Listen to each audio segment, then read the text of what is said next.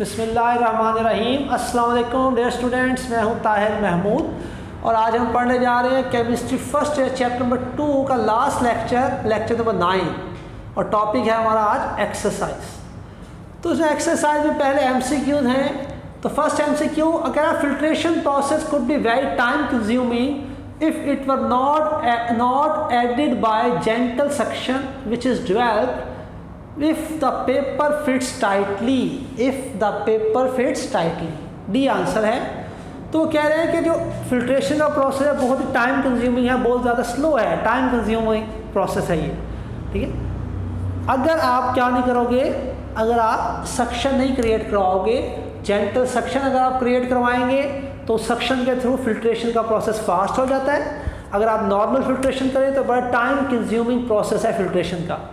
Normally filtration है time consuming process, लेकिन अगर आप जेंटल सेक्शन क्रिएट करवाएं तो ये जो है फिल्ट्रेशन का प्रोसेस फास्ट हो सकता है। और ये जेंटल सेक्शन कैसे करवाते हैं, विच इज़ डेवलप्ड, और ये जेंटल सेक्शन करवा सकते हैं if the paper fits tightly. अगर आप टाइटली फनल के अंदर पेपर को फिट करेंगे तो फिर उससे आपका जो है फास्ट हो सकती है फिल्ट्रेशन। तो डी आंसर है फर्स्ट का। Second, during the process of crystallization का प्रोसेस में द हॉट सैचुरेटेड सोल्यूशन, जहाँ हम उसका हॉट सैचुरेटेड सोल्यूशन बनाते हैं क्रिस्टलाइजेशन के प्रोसेस में, is cooled at moderate rate to get medium size crystals. B answer है। अगर हम उसे ठंडा करेंगे, मॉडरेट रेट से ठंडा करेंगे तो क्रिस्टल्स भी मॉडरेट साइज के बनेंगे, ठीक है। हमने पढ़ा था अगर आप फास्ट कराओगे कूलिंग तो आपका बहुत ही स्मॉल बनेगा क्रिस्टल, और अगर आप बहुत ही स्लो कूलिंग करवाओगे तो आपका बड़े साइज़ का बन जाएगा। तो हमने मॉडरेट रेट पे कूलिंग करनी होती है, तो मॉडरेट कूलिंग होगी तो मीडियम साइज क्रिस्टल बनेगा, और यही सूटेबल है अच्छी क्रिस्टलाइजेशन के लिए कि हम मॉडरेट कूलिंग करें तो उससे मॉडरेट रेट ऑफ होगा अगर कूलिंग का, तो गेट मीडियम साइज क्रिस्टल, तो क्रिस्टल भी हमारा मीडियम साइज का हमें मिलेगा। तो ये बी आंसर है, सेकेंड का बी आंसर है। मॉडरेट कूलिंग करवाते हैं जिससे हमें मीडियम साइज क्रिस्टल मिलता है। After third one, solvent extraction is an equilibrium process and it is controlled by C distribution law। ये आंसर हम लिख लेते हैं। फर्स्ट का आंसर था जी डी, सेकंड का आंसर बी और थर्ड का आंसर सी। अब थर्ड का आंसर तो सी है। सी आंसर क्या है, डिस्ट्रीब्यूशन लॉ।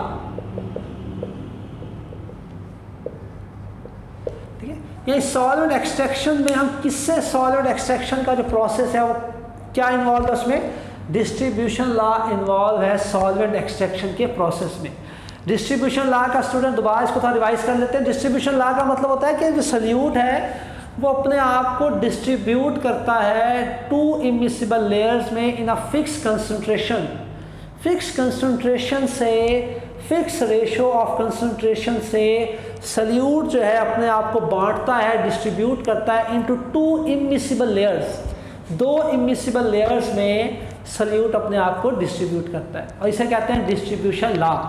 यानी जो फार्मूला है, जो आपका फार्मूला है डिस्ट्रीब्यूशन लॉ का, कि concentration of solute in organic layer divide by concentration of solute in aqueous layer. तो ये जो फार्मूला है आपका, ये फार्मूले में आप जो वैल्यूज पुट करेंगे तो आंसर हमेशा क्या आता है, कांस्टेंट आता है। आंसर हमेशा क्या आता है, कांस्टेंट। क्या मतलब इस कांस्टेंट आंसर का और डिस्ट्रीब्यूशन लॉ का, एग्जांपल से थोड़ा क्लियर होगा आपको। इसका मतलब जैसे फर्स्ट करें आपका बीकर है, ये इस बीकर में आपके पास ये एक्वस लेयर है, ये क्या है, एक्वस लेयर। और एक्वस लेयर में जी आपके पास फर्ज करें 10 ग्राम सल्यूट है। कितना, 10 ग्राम सल्यूट है आपका इस एक्वस लेयर में। ऊपर से आपने दूसरी लेयर डाली, ऑर्गेनिक लेयर आपने ऊपर से डाल दी, फर्स्ट का ईथर डाल दिया, तो अब ऑर्गेनिक लेयर डाल दिया आपने, ये ऑर्गेनिक। तो अब इसमें जो दूसरी आपने लेयर डाली है, अब इसमें इस सल्यूट ने जितना अपने आप को बांटना है ना दोनों लेयर्स में, उतना ही बांटना है, ठीक है। यानी फॉर एग्जाम्पल 10 ग्राम सल्यूट है तो फर्ज करें 6 ग्राम उसमें चला गया, 6 ग्राम इधर चला गया, 4 ग्राम यहाँ रह गया। जाहिर बात है जो ऊपर से हम डालते हैं ना सॉल्वेंट, उसमें ज़्यादा होती है सॉल्युबिलिटी, तो इसलिए इस काम यहाँ उसमें ज़्यादा होगी सॉल्युबिलिटी। तो 4 ग्राम यहाँ रह गया, 6 ग्राम वहाँ चला गया, ठीक। तो 10 ग्राम टोटल था सल्यूट, एक्वस लेयर में, ऊपर से हमने ऑर्गेनिक लेयर डाली, ऑर्गेनिक लेयर में सॉल्युबिलिटी ज़्यादा है तो 6 ग्राम उसमें चला गया, 4 ग्राम इसमें रह गया। तो इसकी रेशो क्या आएगी, रेशो क्या आएगी स्टूडेंट, 6 और 4 की रेशो 3:2, 3:2 आ गई। तो 2:3 की रेशो, 3:2 की रेशो में डिस्ट्रीब्यूट किया है सल्यूट में इन दीज 2 इमिसिबल लेयर्स। तो वो कह रहा है अगर आप ज़्यादा ले लो, ये लो ज़्यादा ले लो आप, ये एक्वस लेयर है, एक्वस लेयर में आप ज़्यादा सारा सल्यूट ले लो। सल्यूट कितना ले लो, अगर सल्यूट 100 ग्राम ले लो, अगर सल्यूट ज़्यादा सारा ले लिया, फिर आपने ऊपर से ऑर्गेनिक लेयर डाली, ऑर्गेनिक लेयर फिर ईथर डाल दिया, तो अब इस क्या होगा, अब जो सल्यूट है इधर कितना चला जाएगा 60 ग्राम, पीछे कितना बच जाएगा 40 ग्राम, ठीक है। यानी उसी रेशो में सल्यूट जो है उसमें दूसरी लेयर में चला जाएगा। इसका रेशो निकालो 60:40, तो क्या रेशो आएगी 3:2। तो अब ज़्यादा सल्यूट लिया फिर भी दोनों इमिसिबल लेयर्स में 3:2 आ रही है, कम सल्यूट था फिर भी 3:2 आ गई। ये इसका मतलब है सल्यूट की कंसंट्रेशन से सल्यूट जितना हो इससे मैटर नहीं करता, उस सल्यूट ने अपने आप को जितना बांटना है 2 इमिसिबल लेयर्स में, वो सल्यूट अपने आप को उतना ही बांटेगा 2 इमिसिबल लेयर्स में। That this is called distribution law. तो डिस्ट्रीब्यूशन लॉ को हम फॉलो करते हैं, यानी सॉल्वेंट एक्सट्रैक्शन का जो प्रोसेस है वो डिस्ट्रीब्यूशन लॉ को ओबे करता है, डिस्ट्रीब्यूशन लॉ को ओबे करता है। सॉल्वेंट एक्सट्रैक्शन का जो प्रोसेस है वो डिस्ट्रीब्यूशन लॉ को ओबे करता है। आफ्टर दैट 4th MCQ पे चलते हैं जी। कह रहा है solvent extraction method is particularly useful technique for separation when product to be separated is volatile और थर्मली अनस्टेबल। हम कब करते हैं सॉल्वेंट एक्सट्रैक्शन, डी आंसर है जब आपका जो सल्यूट है या तो वोलाटाइल हो, तब हम सॉल्वेंट एक्सट्रैक्शन का प्रोसेस करके उसको निकालते हैं बाहर, या फिर थर्मली अनस्टेबल हो। थर्मली अनस्टेबल होगा तो इसका मतलब हीटिंग का तो कोई काम नहीं कर सकते हम, तो हमने ऐसा काम कराना है जिसमें हीटिंग इन्वॉल्व ना हो। दूसरी बात, अगर वो वोलाटाइल है तो वोलाटाइल है फिर भी ये सही काम है। वोलाटाइल अगर है वो आपका लिक्विड और सल्यूट, तो वोलाटाइल सल्यूट को आपने अगर हासिल करना है तो ये लिक्विड वाला काम सही रहेगा। लिक्विड्स में से वो एवेपोरेट नहीं होगा, वोलाटिलिटी उसकी नहीं जाएगी कहीं, वही प्रेजेंट रहेगा इन सॉलिड्स में, ठीक। दैट्स वाई हम लिक्विड्स की टेक्निक सॉलिड्स को इस्तेमाल करते हैं। तो अगर आपका वोलाटाइल है सल्यूट यानी प्रोडक्ट अगर आपकी वोलाटाइल है या आपकी प्रोडक्ट जो है वो थर्मली अनस्टेबल है, तो उस प्रोडक्ट की एक्सट्रैक्शन के लिए हम कौन सी टेक्निक इस्तेमाल करते हैं, सॉल्वेंट एक्सट्रैक्शन। तो solvent extraction is useful when a product और सल्यूट इज वोलाटाइल और थर्मली अनस्टेबल, डी आंसर है। 5वां देखते हैं जी, लास्ट MCQ हमारा, वो कह रहे हैं the comparative rates at which solute moves in paper chromatography depends upon, ठीक है। तो पेपर क्रोमेटोग्राफी में वो जो रेट होता है, जिस रेट से सल्यूट जो है मूव करता है, वो किस चीज़ पे डिपेंड करता है, बी पे। हमने पढ़ा था बी का मतलब है RF वैल्यूज ऑफ सल्यूट्स। अगर सल्यूट्स की RF वैल्यू कम है तो वो कम ट्रैवल करेगा, ऊपर तक जाएगा। RF वैल्यू ज़्यादा है तो ज़्यादा ट्रैवल करेगा। डिपेंड करता है RF वैल्यू, रिटार्डेशन फैक्टर की वैल्यू कितनी है, तो उस पर डिपेंड करता है सल्यूट की फ्लो करने की जो है टेंडेंसी। तो 5 MCQ हो गए। उसके बाद MCQ के बाद जो है हमारा नेक्स्ट है जी, next question number 2। Question number 2 है fill in the blanks, fill in the blanks. अच्छा नेक्स्ट देखते हैं फिल इन द ब्लैंक्स। पहला है जी, a complete characterization of a compound must include. अगर आपने किसी केमिकल कंपाउंड की कंप्लीट कैरेक्टराइजेशन करनी है, उसका एनालाइज करना है किसी कंपाउंड को, तो हम क्या करते हैं, उसकी क्वालिटेटिव एंड क्वांटिटेटिव एनालिसिस करते हैं। पता है ना आपको स्टूडेंट्स, अगर किसी सब्सटेंस की हमने क्या करनी है, कंप्लीट कैरेक्टराइजेशन करनी है, तो हम उसकी क्वालिटेटिव एंड क्वांटिटेटिव एनालिसिस करते हैं। तो यहाँ आ जाएगा क्वालिटेटिव एंड क्वांटिटेटिव एनालिसिस। उसके बाद दूसरा है जी, during filtration the tip of the stem of the funnel should touch the sides of the beaker to avoid. वो कह रहा है क्यों करते हैं, हम स्प्लैशिंग को अवॉइड करने के लिए। स्प्लैशिंग ना हो इसलिए वो जो आप लगाते हो फनल को बीकर के अंदर लगाते हो, तो फनल की जो स्टेम है, जो नली है नीचे, स्टेम ऑफ द फनल, वो टच करे बीकर की साइड पे। हमने पढ़ा इस तरह, ये जैसे आपकी फनल है, फनल की जो साइड है ये must touch with the wall of the beaker, ताकि स्प्लैशिंग ना हो। तो फिर आराम से यूँ आ जाएगा लिक्विड, आराम से बैठ जाएगा नीचे आकर। तो फनल की स्टेम जो है वो हम बीकर की दीवार के साथ टच करते हैं ताकि स्प्लैशिंग ना हो। तो स्प्लैशिंग आंसर है, ये आपने टॉपिक पढ़ा हुआ है, तो वहाँ हमने डिस्कस किया था ऐसा क्यों करते हैं। थर्ड वन क्या है, a fluted filter paper is use to increase the process of filtration.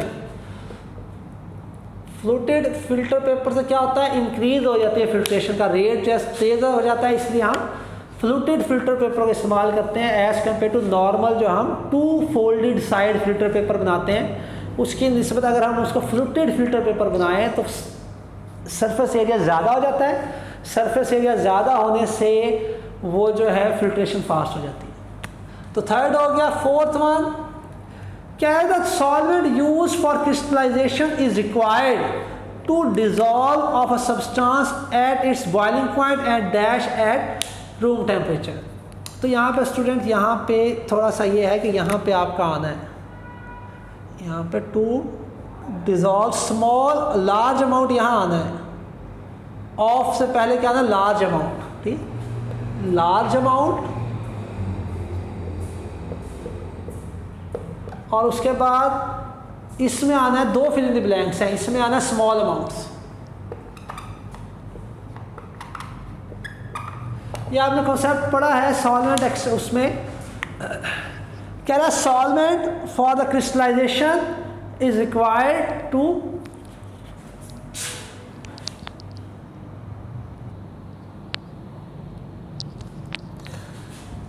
तो उसमें इसमें क्या आएगा large amount and small amount, यानी a solvent use for crystallization required to dissolve a substance, या टू डिजॉल्व से पहले आएगा लार्ज अमाउंट, ठीक है। क्रिस्टलाइजेशन रिक्वायर्ड लार्ज अमाउंट, यहाँ पे आएगा लार्ज अमाउंट, ये हमने खाली जगह रह गई, यहाँ खाली जगह होनी चाहिए थी फिल इन द ब्लैंक्स यहाँ। तो large amount to dissolve a substance at its boiling point and small amount at room temperature।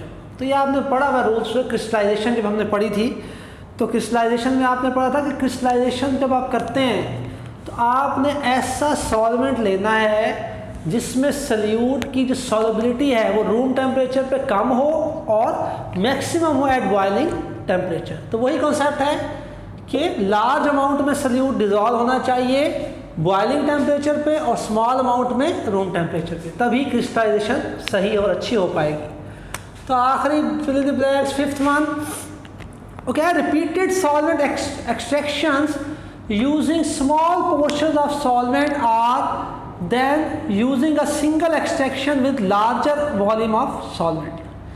वो कह रहे हैं कि अगर आपने अच्छी करनी है सॉलिड एक्सट्रैक्शन तो आपने क्या करना है, आंसर में से पहले देखो, आंसर में आएगा मोर एफिशिएंट, आंसर में क्या आएगा मोर एफिशिएंट, यानी वो क्या है रिपीटेड सॉलिड एक्सट्रैक्शन, यानी आपने बार बार सॉलिड एक्सट्रैक्शन को रिपीट करो using small portions of solvents. थोड़ा सा सॉल्वेंट लेके जो ऊपर से आप सॉल्वेंट डालते हो, जो सेकंड सॉल्वेंट आप ऊपर से डालते हो वो स्मॉल अमाउंट में लो और बार बार सॉलिड एक्सट्रैक्शन करो, तो मोर एफिशिएंट, ये ज़्यादा अच्छा है, अच्छी बात है, अच्छी टेक्निक, अच्छी आपके रिजल्ट्स अच्छे आएंगे, यानी आप ज़्यादा मिकदार में सल्यूट को एक्सट्रैक्ट कर सकते हो।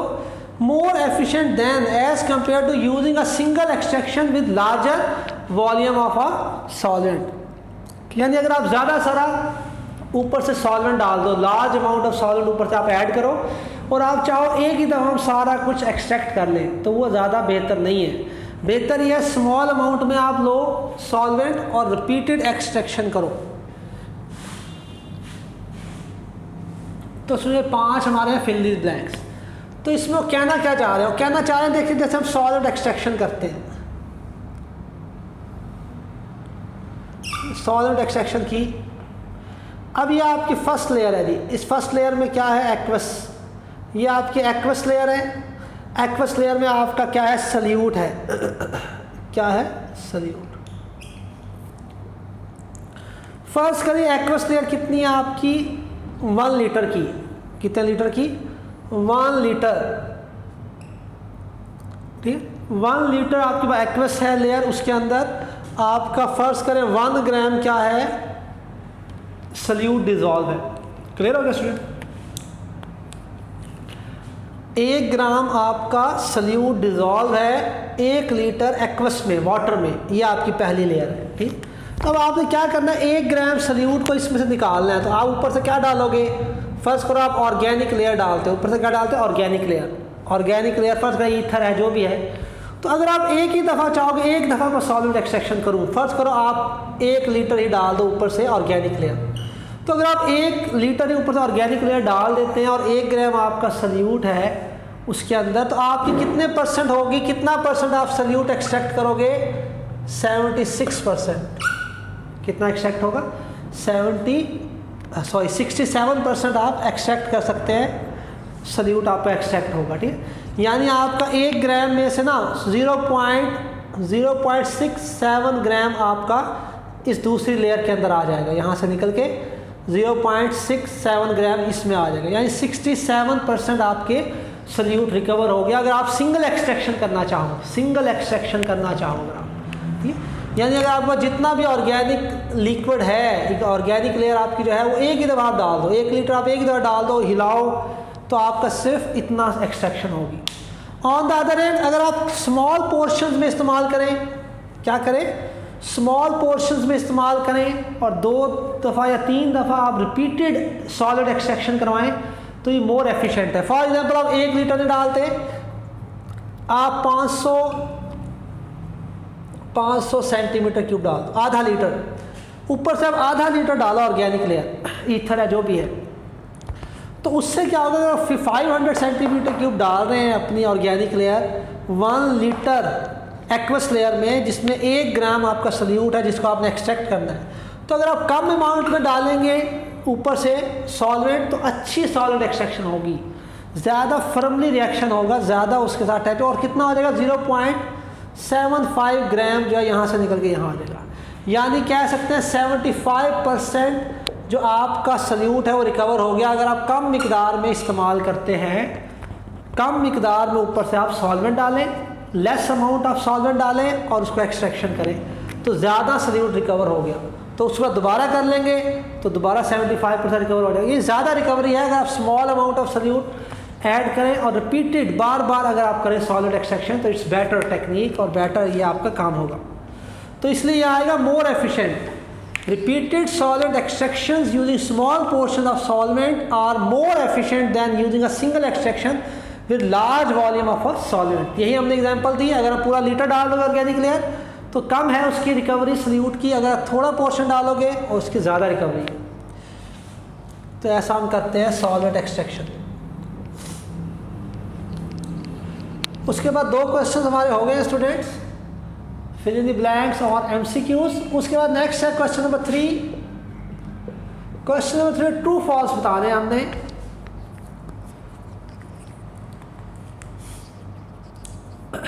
पहली बात, a qualitative analysis involves the identification of element present in the compound. ठीक हो गया, कंपाउंड के अंदर जो एलिमेंट्स मौजूद होते हैं उनको आइडेंटिफाई करने के लिए हम क्या करते हैं, क्वालिटेटिव एनालिसिस करते हैं। सही बात है, ट्रू। क्या if the process of filtration is to run smoothly the stem of a funnel should remain empty. वो कह रहा है अगर आपने फिल्ट्रेशन का प्रोसेस स्मूथली करवाना है तो स्टेम जो है वो एम्प्टी होनी चाहिए। ऐसा नहीं है, स्टेम जो है भरी हो सॉल्वेंट से, फिर आपकी स्मूथली फिल्ट्रेशन हो रही होगी, अदरवाइज नहीं हो रही होगी। तो इसका मतलब सेकंड में क्या आएगा, फॉल्स। उसके बाद थर्ड देखते हैं। तो आप सब बुक खोल के भी आप देख सकते हैं। अगर ये आपको थोड़ा सा ब्लर है, नज़र नहीं आ रहा क्लियरली, तो बुक आप खोल के रखें। मज़ीद रीडिंग तो मैं कर रहा हूँ, आप वहाँ से भी आप पढ़ सकते हैं साथ साथ। Third one, if none of the solids are suitable for crystallization a combination of 2 or more immiscible solids may be used. वो कह रहा है अगर एक सॉलिड सही नहीं है क्रिस्टलाइजेशन के लिए तो हम 2 या 2 से ज़्यादा इमिसिबल सॉलिड्स को भी इस्तेमाल कर सकते हैं। नहीं, फॉल्स। 2 या 2 से ज़्यादा सॉलिड्स को तो यूज़ कर सकते हैं, लेकिन वो इमिसिबल नहीं होने चाहिए, मिसिबल होने चाहिए। वो इमिसिबल होंगे तो उनकी लेयर्स बन जाएंगी, तो क्रिस्टलाइजेशन कैसे होगी।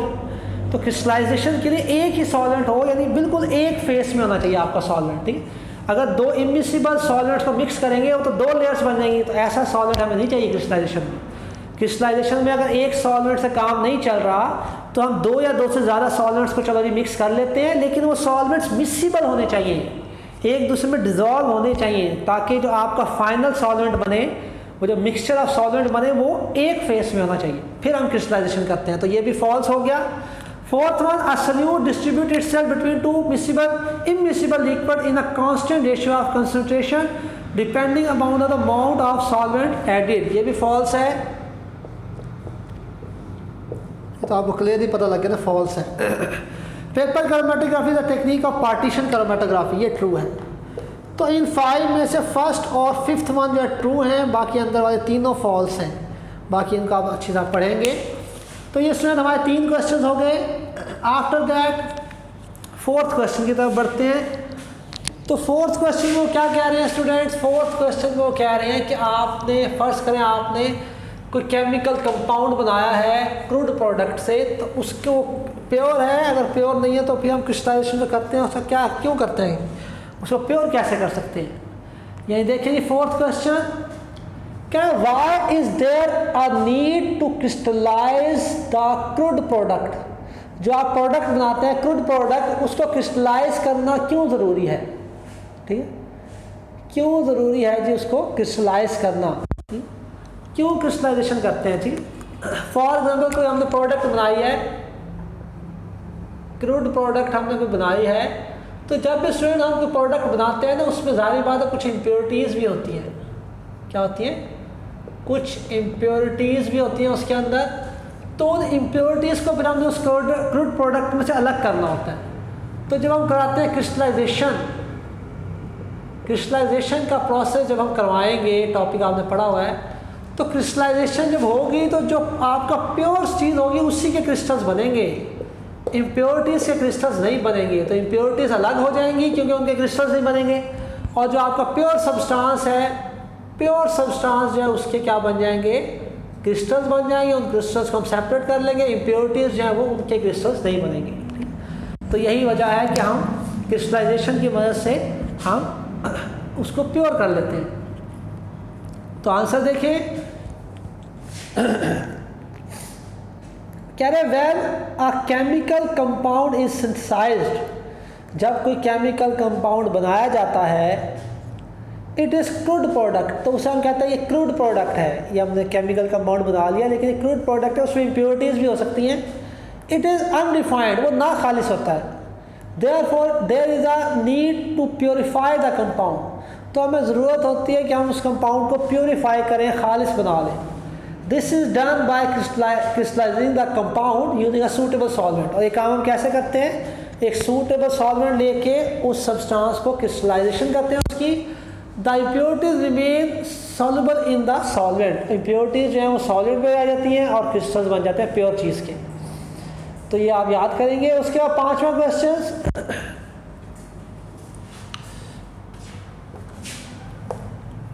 क्वेश्चन नंबर 5,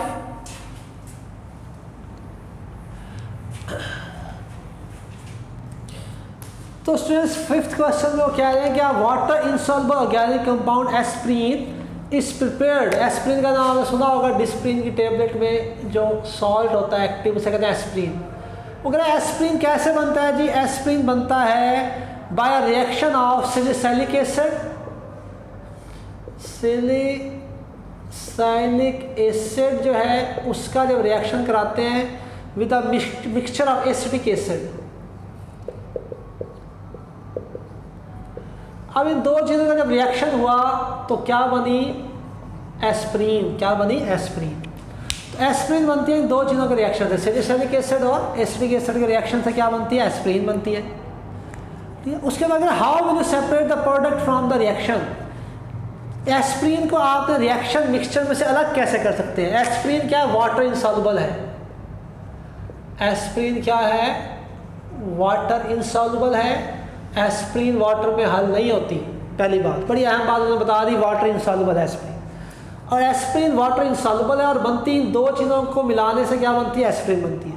अब एस्प्रीन बन गई तो वो जो आपका रिएक्शन मिक्सचर है उसमें अब एस्प्रीन भी है, सैलिसिलिक एसिड भी है, एसिटिक एसिड भी है। रिएक्शन मिक्सचर में तमाम चीज़ें होती हैं, रिएक्टेंट्स भी होते हैं, प्रोडक्ट भी होती है। अब प्रोडक्ट बन जाती है, इसका ये मतलब है रिएक्टेंट सारे ख़त्म हो गए। तो अब ये आपकी प्रोडक्ट बनी, तो रिएक्शन मिक्सचर में तमाम चीज़ें हैं। तो एस्प्रीन को कैसे अलग करोगे? एस्प्रीन को अलग करने के लिए हम क्या करेंगे? फिल्ट्रेशन करेंगे। क्या करेंगे? फिल्ट्रेशन। आपको पता है अगर लिक्विड के अंदर कोई इनसॉल्युबल सॉलिड्स हो, यानी इनसॉल्युबल इम्प्योरिटीज हो, जाए एस्प्रीन है, वाटर में हल तो नहीं है ना, तो फिर फर्स्ट करिए एस्प्रीन है वाटर के अंदर, डिजॉल्व नहीं हो रही, तो हम क्या करेंगे? फिल्ट्रेशन करेंगे। ठीक है, फनल लेंगे, फनल में फिल्टर पेपर लगाएंगे और नीचे बीकर रखेंगे, ये सारे इसको यहाँ डाल देंगे, तो सारा जो है वाटर नीचे आ जाएगा और यहाँ फिल्टर पेपर में क्या रह जाएगी? एस्प्रीन। तो आसान सी बात है कि एस्प्रीन जो है वाटर में इनसॉल्युबल है, वाटर में इनसॉल्युबल है एस्प्रीन। तो फिल्ट्रेशन करेंगे तो एस्प्रीन को आप अलग कर लोगे, बाकी जो आपका बाकी रिएक्शन मिक्सचर वो जो लिक्विड नीचे आ जाएगा, उस लिक्विड में ये भी है, सैलिसिलिक एसिड भी है, एसिडिक एसिड भी है। नहीं, हमारा वो टारगेट नहीं, हमारा टारगेट एस्प्रीन को अलग करना है।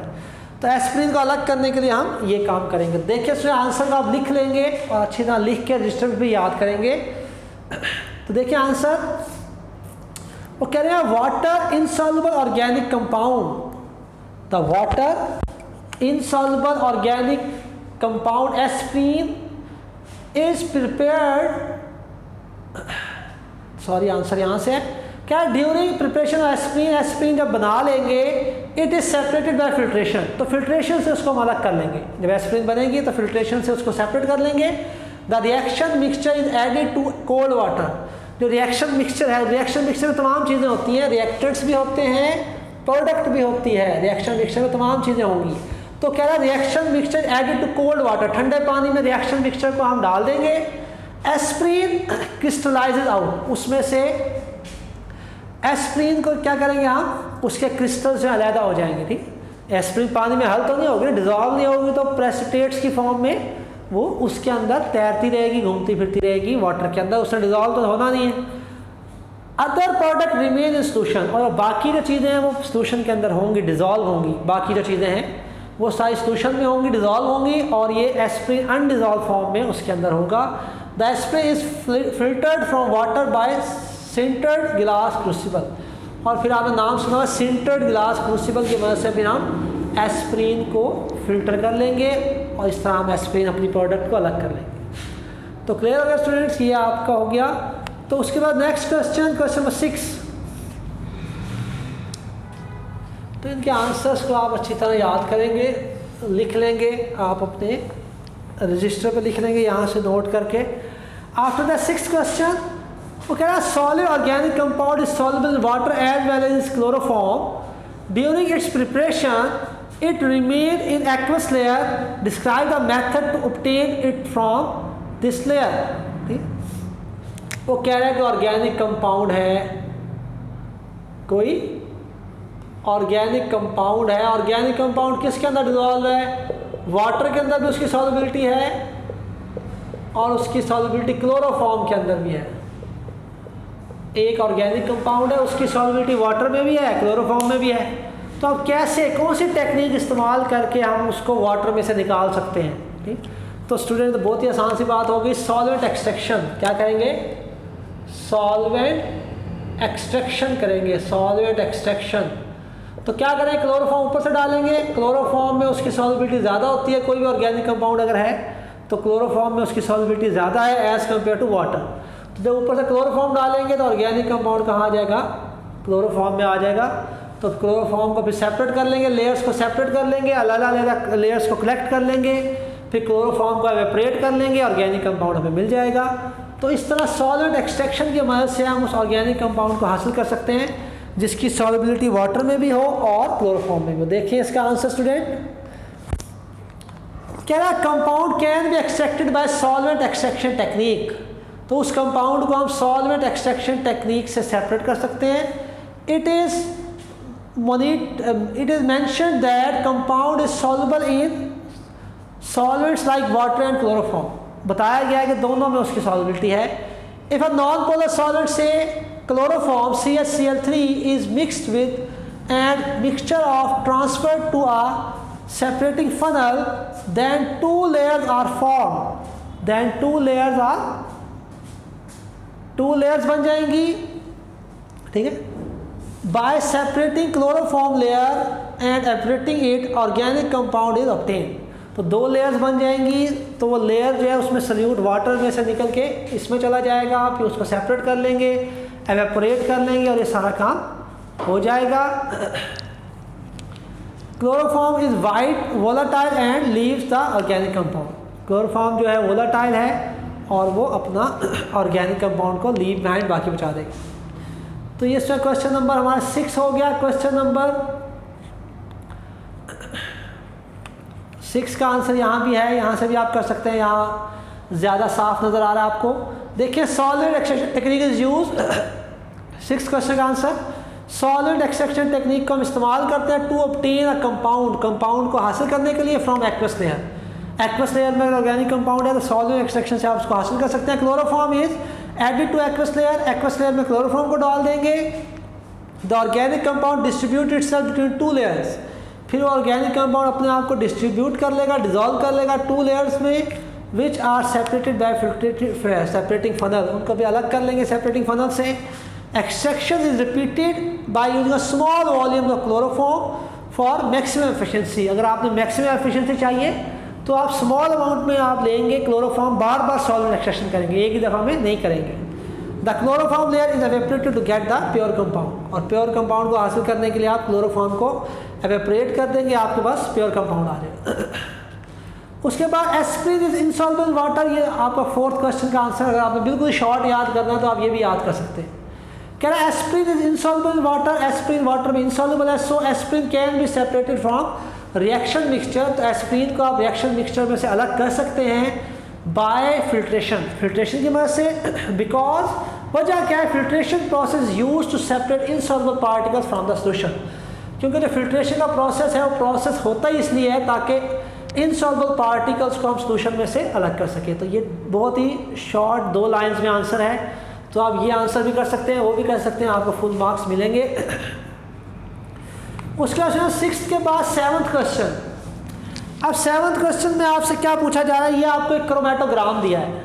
इस क्रोमेटोग्राम में आप देखिए एक्स क्या है, एक्स जो है मिक्सचर है, एक्स क्या है मिक्सचर है। एक्स में क्या बना, एक्स को जब हमने उसकी क्राई पेपर क्रोमेटोग्राफी, तो एक्स में 2 चीज़ें आ गई, एक ये और ये 2 स्पॉट्स। एक्स के 2 स्पॉट्स हैं, एक्स 2 स्पॉट्स दे रहा है, इसका मतलब है एक्स क्या है मिक्सचर है, ठीक है। उसके बाद ए बी सी डी, ये जो है आपके कंपाउंड्स हैं, प्योर जो है कंपाउंड हैं, उनके स्पॉट्स हैं, ठीक है। तो फिर उन्होंने क्राई क्रोमेटोग्राफी कराई, तो क्रोमेटोग्राफी कराई तो ये क्रोमेटोग्राम आया, ये क्या क्रोमेटोग्राम आपके पास हासिल हुआ है। तो अब इसमें क्या पूछा जा रहा है आपसे, देखिए question, the following figure show the developed chromatogram on paper with 5 spots. ये हमने पेपर में 5 स्पॉट लगाए थे, X A B C D, 5 चीज़ों के हमने स्पॉट लगाए थे पेपर के ऊपर, ठीक। तो अब वो कह रहा है देखिए बताएं, ए पहला जो स्पॉट है वो अननोन मिक्सचर एक्स का था, सैंपल ए था हमारे पास, कोई सैंपल ए उसका दूसरा स्पॉट, सैंपल बी का तीसरा स्पॉट, सैंपल सी का चौथा स्पॉट और सैंपल डी का 5th स्पॉट। 5 स्पॉट्स हमने लगा दिए और हमें ये क्रोमेटोग्राम मिला है, ठीक है। आंसर पूछ क्या रहे हैं, क्या find out the composition of unknown mixture. X जो अननोन मिक्सचर, इसकी कंपोजिशन क्या है, ठीक। उसके बाद which sample is impure and what is its composition is, और ये जो 5 बाकी जो सैंपल थे आपके, उनमें से इम्प्योर सैंपल कौन सा है, ठीक। अब देखिए आपने एक ज़हन में चीज़ रखनी है कि आपका जो ये एक्स है ना, ये अननोन मिक्सचर है, ये उससे पहले बता दें ये मिक्सचर है एक्स, और ए बी सी डी ये क्या है, ये हमें नहीं पता, इनके बारे में हमें नहीं पता, ये सैंपल है, हमें कोई सैंपल दे दिए अभी देखो इनमें क्या चीज़ है, तो ये आपका सैंपल ए, sample B, sample C, sample D, इनके बारे में हमें नहीं पता था। तो फिर क्रोमेटोग्राफी कराई गई तो ये स्पॉट्स हमें हासिल हुए। तो अब ए पार्ट में कह रहे हैं कंपोजिशन बताओ एक्स की कंपोजिशन क्या है। अब देखिए एक्स के 2 स्पॉट थे, ये स्पॉट और ये स्पॉट, और इनसे मिलते जुलते स्पॉट कौन से हैं, देखिए बी का स्पॉट, ये एक्स में से स्पॉट आया, बी का भी वही स्पॉट है, ये देखो ये बी का स्पॉट और ये एक्स का स्पॉट, और इधर सी का स्पॉट जो है वो भी स्पॉट वहीं पे एक्स में भी स्पॉट है। तो एक्स जो 2 स्पॉट दे रहा है, बी स्पॉट की वही है RF वैल्यू और सी स्पॉट की वही वैल्यू आ रही है, ठीक। तो इसका मतलब एक्स की कंपोजिशन क्या है, X is equal to B plus C.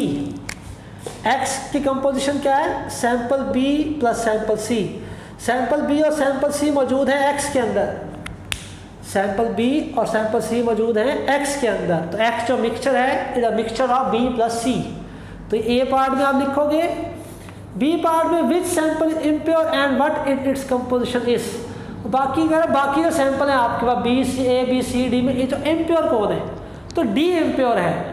Impure कौन सा है स्टूडेंट्स, डी जो है वो इम्प्योर है, सैंपल हमारा डी इम्प्योर है। क्यों, देखिए डी के 2 स्पॉट्स आ रहे हैं, अगर प्योर होता तो 1 स्पॉट देता ना, तो 2 स्पॉट का मतलब इसके अंदर 2 चीज़ें हैं। 1 स्पॉट का मतलब ये प्योर है, इसके अंदर 1 है, प्योर है, ये एक चीज़ है इसके अंदर, जस्ट कंपोजिशन इसकी फिक्स्ड है। 2 स्पॉट्स का मतलब ये मिक्सचर है 2 चीज़ों का, तो डी जो है 2 चीज़ों का मिक्सचर है, ठीक, ये देखिए 2 स्पॉट्स आ रहे, तो इसका अंदर डी क्या है, इम्प्योर है। तो 2 ये ऑप्शंस आपसे पूछी गई है। तो आंसर्स देखिए इनके, आंसर पहले का आंसर क्या है, the composition of unknown mixture X is B plus C. X की कंपोजिशन है बी प्लस सी, तो स्पॉट से आपने मैच कर देना, जहाँ स्पॉट मैच हो रहे हैं वही उसकी कंपोजिशन है। It is mixture of sample B and C. X जो है वो बी और सी का मिक्सचर है, सैंपल बी और सी को मिक्स कर दिया तो एक्स बन गया है। Since the R F value of 2 spots of mixture X matches with R F values of 2 spots of pure B and C. ठीक है, आर एफ वैल्यू मिक्स मिल रही है, इसलिए X is equal to B plus C, ये आपका ये हो गया आंसर। उसके बाद D, sample D is impure. Sample D जो इम्प्योर है क्योंकि 2 स्पॉट दे रहा है क्रोमेटोग्राफ में, उसके 2 स्पॉट्स आ रहे हैं, ठीक है। 2 स्पॉट का मतलब है कि वो प्योर नहीं है चीज़, अब इम्प्योर है, मिक्सचर है वो, ठीक। तो ये आंसर आप यहाँ से लिख लेंगे और फिर उनको आप याद करेंगे। तो स्टूडेंट ये 7th क्वेश्चन हमने कर लिया पिछली स्लाइड से। अब 8th क्वेश्चन करते हैं। तो आज का हमारा लास्ट क्वेश्चन 8th क्वेश्चन, और ये हमारी एक्सरसाइज कंप्लीट हो जाएगी। तो क्या कह रहे हैं जी, क्या in solid extraction technique why repeated extraction using small portion of solids are more efficient than using a single extraction by using a large volume of a solid. तो अभी हमने इसको शुरू में भी डिस्कस किया कि सॉलिड एक्सट्रैक्शन में ये बेटर है कि हम क्या करें, हम स्मॉल पोर्शन में स्मॉल पोर्शन लेके सॉलिड का बार बार एक्सट्रैक्शन करें, ठीक। तो ये ज़्यादा बेहतर है as compare to large solvent लेके हम एक ही दफ़ा सारा सॉल्यूट निकालना चाहें, ये काम गलत है, ठीक। जैसे फॉर एग्जांपल वो एग्जांपल दे रहे हैं कि ये आपके पास, देखिए एग्जांपल से आपको समझ आएगी क्या। It is due to the answer देखिए, it is due to constant value of distribution coefficient of solute in 2 solvents. वजह क्या है कि हम सॉलिड एक्सट्रैक्शन में डिस्ट्रीब्यूशन कोफिशिएंट, डिस्ट्रीब्यूशन लॉ को फॉलो करते हैं, ठीक। It is due to constant value of distribution coefficient. वजह क्या है कि डिस्ट्रीब्यूशन की कांस्टेंट जो है वैल्यू होती है of solute into 2 solvent. 2 solvent जो सॉल्यूट जो है वो डिस्ट्रीब्यूशन कोफिशिएंट या डिस्ट्रीब्यूशन लॉ को फॉलो करता है, विच आर इनसॉल्युबल। अच्छा, उसके बाद एग्जांपल देखें, से एन ऑर्गेनिक सॉल्यूट इज़ 1 ग्राम। वो कह रहा है फर्स्ट करें ऑर्गेनिक सॉल्यूट, इसके अंदर 1 ग्राम सॉल्यूट है। कितना सॉल्यूट है, 1 ग्राम। 1 ग्राम इसके अंदर सॉल्यूट है, ठीक है। Present in 1000 ml of water. Water कितना है, 1 लीटर, यानी 1000 ml है वाटर इसके अंदर, ठीक। क्या let us suppose that value of Kd is 2 in favour of ether. क्या सपोज करें कि आपने अगर ऊपर ईथर डालना है, ईथर आपकी क्या है, ऑर्गेनिक सॉल्वेंट है, तो ऑर्गेनिक सॉल्वेंट की फेवर में है ये सॉलिड एक्सट्रैक्शन, यानी ज़्यादा सॉल्विटी वाटर में नहीं है, हमारे सॉल्यूट की सॉल्विटी किसमें, ईथर में है, ऑर्गेनिक सॉल्वेंट में है, ठीक है। लेट अस सपोज करें कि value of Kd is 2 in favour of ether. Suppose करें कि Kd की वैल्यू 2 है। Kd क्या होता है, डिस्ट्रीब्यूशन कोफिशिएंट की वैल्यू 2 है, और किसके फेवर में है, ईथर की फेवर में है। यानी कहने का मतलब है, इस लाइन का मतलब ये है कि डिस्ट्रीब्यूशन कोफिशिएंट की वैल्यू 2 है तो ईथर की फेवर में। ईथर की फेवर का मतलब कि इस सॉल्यूट की ज़्यादा सॉल्विटी ईथर के अंदर है, ठीक। अब कह रहा है we have 1000 mil of ether. हमारे पास ईथर कितना है, 1000 मिलीलीटर हमारे पास टोटल ईथर है, ठीक। क्या if we use 1000 ml of ether in 1 instalment 67% of 1 gram solute is recovered, ठीक। तो कह रहा है अगर आप देखें ईथर आपके पास कितना है, 1000 ml, 1 लीटर ईथर है, 1 लीटर वाटर है, ठीक है। 1 लीटर वाटर है और 1 लीटर ही आपके पास ईथर है, 1000 ml का मतलब 1 लीटर।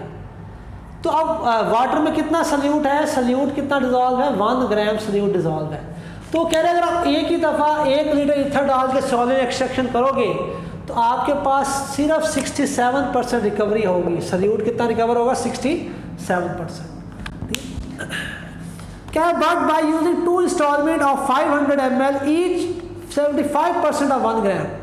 नहीं कह रहा अगर आप 500 ml डालें ईथर और 2 इंस्टॉलमेंट्स कर लें तो एक ही इंस्टॉलमेंट में 75% सल्यूट जब एक्सट्रैक्ट हो जाएगा, एक ही इंस्टॉलमेंट में 76% सल्यूट एक्सट्रैक्ट हो जाएगा। दूसरी इंस्टॉलमेंट करेंगे तो फिर 75% हो सकता है, लेकिन बचा ही 25 होगा तो सारा निकल आएगा। तो 2 इंस्टॉलमेंट्स में हमारा सारा सल्यूट नाइसली रिकवर हो जाएगा। तो इसलिए कम सल्यूट लेके हम रिपीटेड सॉलिड एक्सट्रैक्शन करते हैं तो ज़्यादा एफिशिएंट है एज़ कम्पेयर टू द आप एक ही दफ़ा सारा डाल के निकालने की कोशिश करें। सल्यूट ऐसा जो है ज़्यादा एफिशिएंट नहीं। तो ये आंसर स्टूडेंट लिख लेंगे रजिस्टर पे, बार बार इसको पढ़ेंगे, इंशाल्लाह समझ आएगी, फिर आप इसको याद भी करेंगे। तो स्टूडेंट 9th और 10th क्वेश्चन आपने पढ़े हुए पहले। तो ये था हमारा आज का लेक्चर स्टूडेंट। चैप्टर नंबर 2 जो है हमारा कंप्लीट हो गया। एक्सरसाइज जो हमने डिस्कस की है इसको इंशाल्लाह आप याद करेंगे। उम्मीद है समझ आ गई होगी आपको। इंशाल्लाह नेक्स्ट लेक्चर में नए चैप्टर के साथ हाजिर होंगे। तब तक के लिए अल्लाह।